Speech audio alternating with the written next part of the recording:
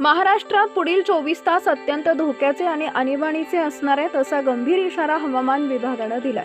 गेल्या 25 वर्षात पाहायला मिळाली नाही इतकी भयानक परिस्थिती ओढवण्याची शक्यता या व्हिडिओमध्ये वर्तवण्यात आली आहे। या संकटाचं मुख्य कारण म्हणजे अरबी समुद्र आणि बंगालचा उपसागर या दोन्ही बाजूंनी एकाच वेळी सक्रिय झालेले कमी दाबाचे पट्टे आहेत। व्हिडिओमध्ये पावसाच्या तीव्रतेचे 3 टप्प्यात विभाजन केले।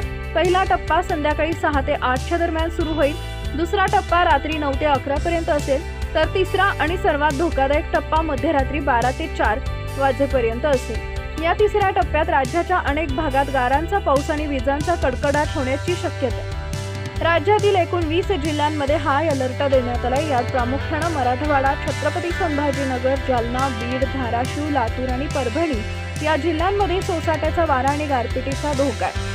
विदर्भ, नागपूर, वर्धा, अकोला, अमरावती आणि वाशिम या जिल्ह्यांमध्ये 24 आणि 25 तारखेला वातावरण पेटलेलं असेल आणि काही ठिकाणी जलप्रलयासारखी स्थिती निर्माण होऊ शकते।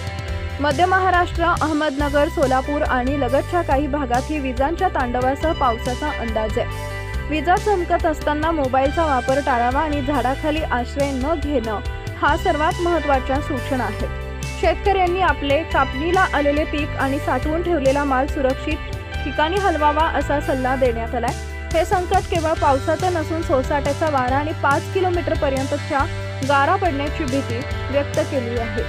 हा व्हिडिओ केवळ भीती घालण्यासाठी नसून नागरिकांनी सतर्क राहावे या उद्देशाने तयार करण्यात आलाय। हवामान अंदाज हा शक्यतांवर आधारित असतो।